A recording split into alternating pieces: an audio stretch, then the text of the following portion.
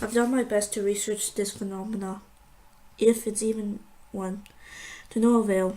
There is not even a single dream journal in print or throughout the internet grapevine that can ease my unsettled heart. 2 packs of cigarettes and a house to myself are all I have each night, and the light from the screen projecting the deepest and darkest corners of the internet are comforting and polite mugging. As a polite mugging. I just need to sleep without dreams.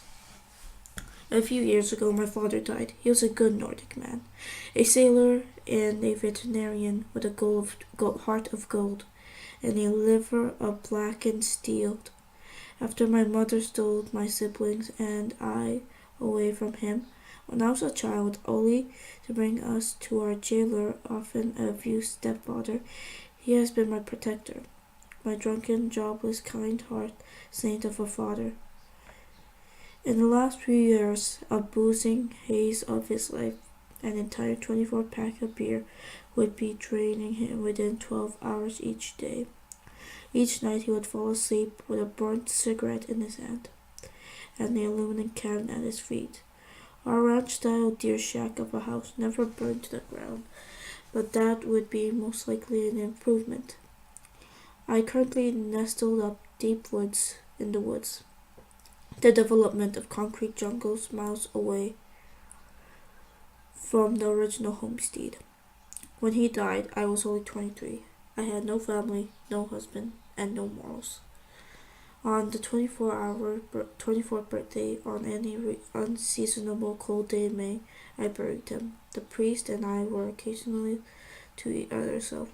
I've not been doing drugs for most of my life, but the remainder of my money and pathetic inheritance fell into a deep hole that is cocaine addiction. A year ago, I tried to sell my couch in exchange for a couple of measly lines. Even today, I'm not far from that mess up. Not much longer than I tried to kill myself. Earlier that week, up to attempt, I've catched up some squirrels running loose in my attic. I had no idea how to get rid of them, so one day drinking a beer on the back porch, I went up, stacked to the sack I had them in, and tied it into the end of the black Mustang exhaust, and reeled the engines for the entire woods to hear. When I opened the back, the corpses were charred black, slicked with grease and grime. It was then I knew I wanted to die. I jumped into her, my black widow, my Mustang, and shut the garage door. The ignition clicked over, the ignition blaring in the small concrete cube of a room. I lay back with a beer and closed my eyes, not even crying, but fate, or it seemed, wanted me to suffer. My father's neighbor buddy, Ross, heaved open the door at last minute, screaming, "Chris, Creasy!" and dragged me out semi-consciously into the gravel dirtway. He saved my life. After such a kind deed, he died of lung cancer 3 months ago. Fast forward 2 days ago, I was upstairs sleeping, and suddenly the door slammed. "I'm home," my father bellowed, clear as day, as certain as keys I'm used real.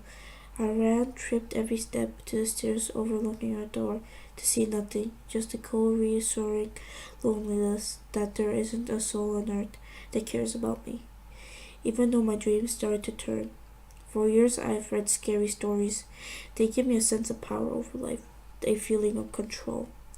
The words on the page that sends shivers down your spine are drill difficult to achieve in other places. But there is very little truth in any story out there. But my dream's a reality. Reality is the dream. The only sense reality escaped, not the other way around. The night of my father's voice, I slept deeply. The bed, my father's old bedroom, sits in front of the closet. But in my dream, it was blocked by something. A wooden footboard, an antique frame, stood what looked like a man, very tall, well over 6 feet, dressed in dark colors.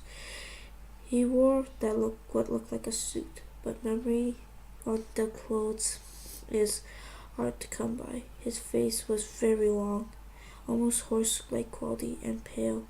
His irises were dark as well, and his expressions were both blank and sinister.